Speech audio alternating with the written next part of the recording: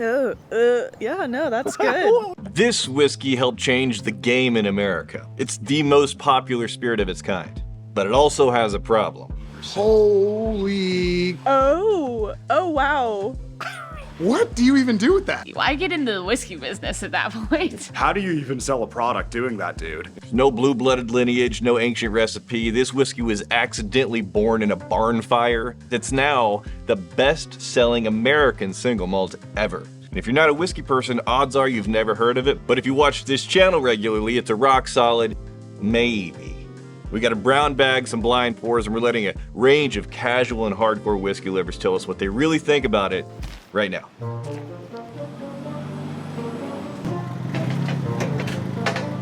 Wanna try some? Yeah.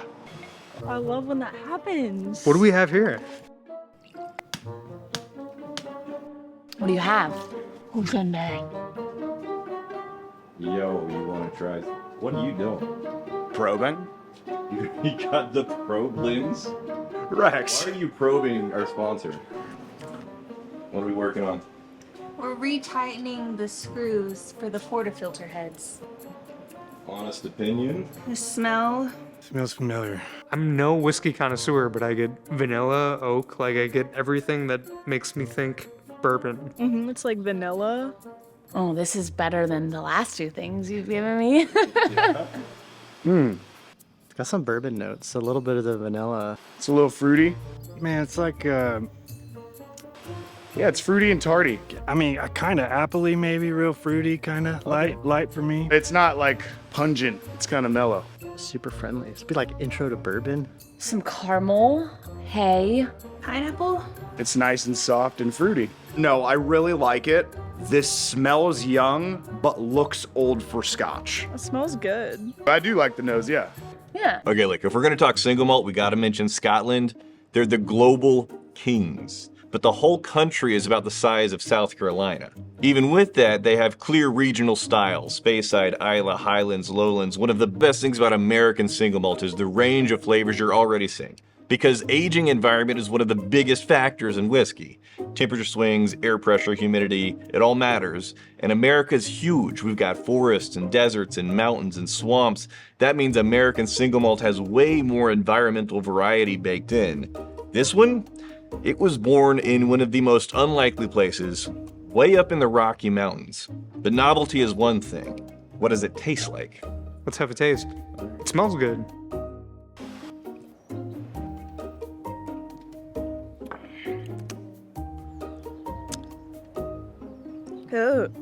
Yeah, no, that's good. Oh, okay. A little bit medicine-y. Good sweetness. Bitter. Very woody. Slower proof. That's really soft. It's a little sweet and it burns. But I actually enjoy this. This isn't bottom shelf. Look at that. That just sticks to the glass. First clue would be the pot still. Woo! I get like creamy, like Definitely sweet and buttery. subtle notes of cheesecake.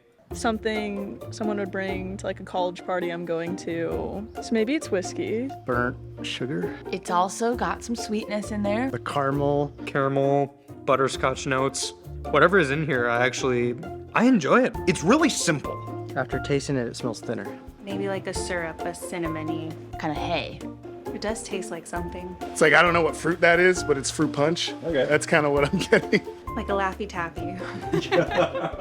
Okay. Yeah. I'm a mead guy. I don't know whiskey, but this is tasty. I like it. For me personally, I would not ever really be reaching for it. But in terms of the broader spectrum of whiskey drinkers, It's just good. Very delicious. I love it. What is it? Single malt. It's made from 100% malted barley, all sourced from the US, fermented like beer, distilled in copper pot stills, aged in new charred oak American barrels for 4 to 8 years, then bottled at 47% ABV. The biggest differences between traditional Scottish single malt and this American single malt, it's gonna be the new oak barrel, which is very bourbony, and a custom 4 barley blend and open fermentation. All of that is well and good, but is it actually good?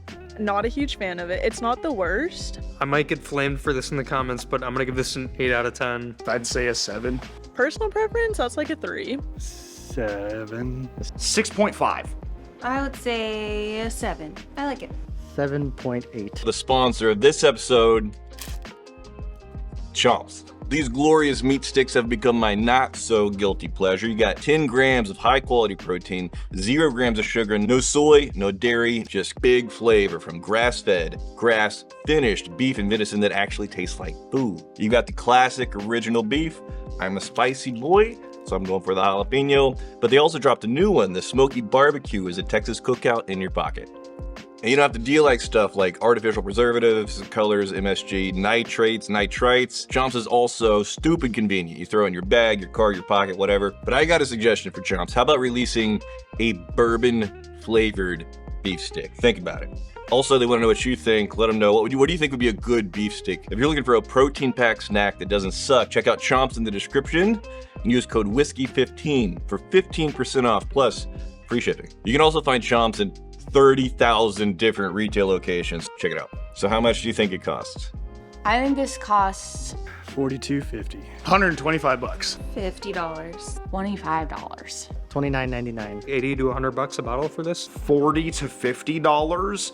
I want to see either 18 or 25, which isn't an exact answer, but In Austin, Texas, tax included, $60.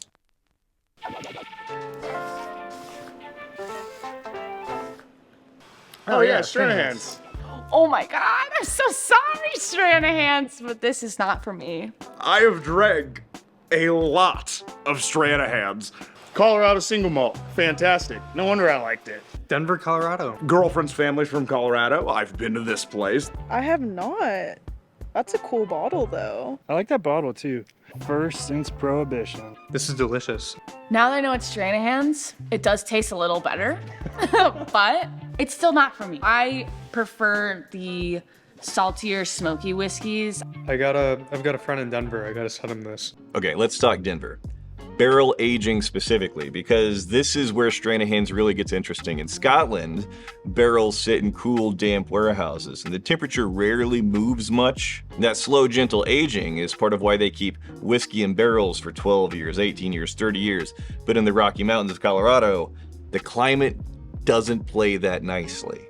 Stranahan's barrels sit at over 5,000 feet above sea level, where the air is dry and the temperature swings hard, sometimes 40 degrees in a single day. All right, so here's the sciencey bit. Whiskey needs movement to age. It needs to breathe in and out of the wood. Below 40 degrees Fahrenheit, that interaction almost stops. The colder it gets, the more aging just pauses. In Scotland, that pausing happens a lot, but in Colorado, it's not so much. There's a trade-off. Hotter days mean more extraction, more oak, faster flavor development, but also way more evaporation. Stranahan's has lost up to 80% of the whiskey in some of their 10-year-old barrels. That's a lot of angel share.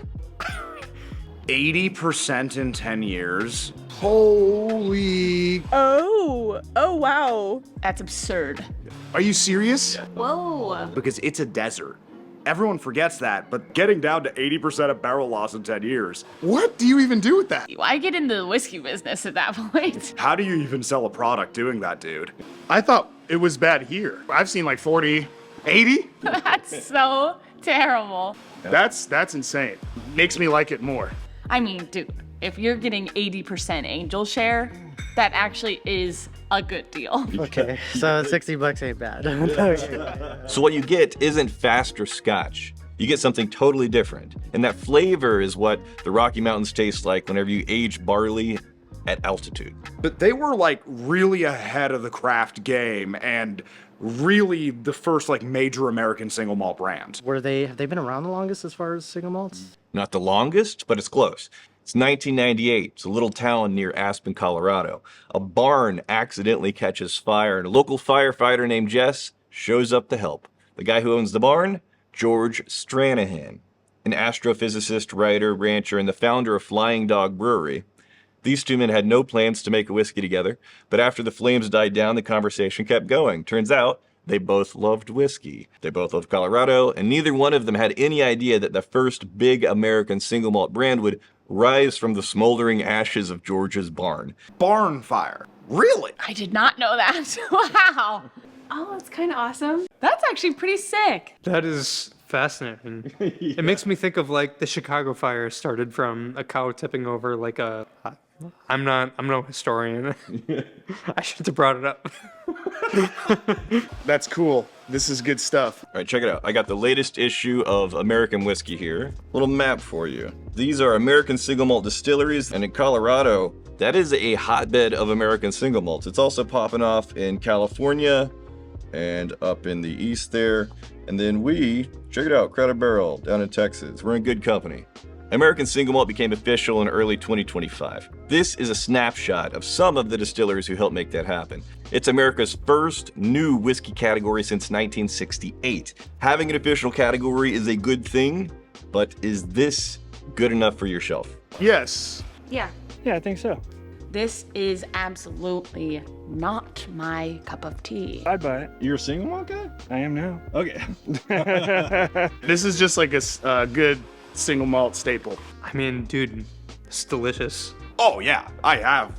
I don't have this one on my shelf. I have 2 others. So one time I had a Stranahan's that had a blue label on the front. I really liked that one. For $60, no, I would never, unless it was for someone else that I know likes whiskey. Yeah, my shelf, it's all cask strength. All the flavor that's squeezed into there. This is something that needs to be next to all my cask strength stuff. And especially it's not watery, it's not proof to the floor. So yeah, this is a nice upgrade and then move to the cask strength. Very cool. You putting that in your dog bowl? All right, context, always. How does this size up in the global single malt market? Stranahan's is the king of American single malt right now, but the global game is still ruled by Scotch. In the US, Stranahan sells about 20,000 cases a year. That's good enough to lead the ASM category by a mile. But globally, to put it in perspective, the Glenlivet 12, it sells 445,000 cases last year in the US alone. That's more than 22 times what Stranahan sells. But here's the shift. American single malt is now a recognized legal category. It's getting shelf space in Europe and in Asia. It's a contender. The top 5 American single malts after Stranahan's, these are the best selling by volume. In second place, you're gonna find Balcones single malt. They're doing about 7,600 cases a year. Those are our friends up the road in Waco, now owned by Diageo, a Texas original, one of the early pioneers. At number 3, you've got Bullet American single malt. They're moving about 7,000 cases.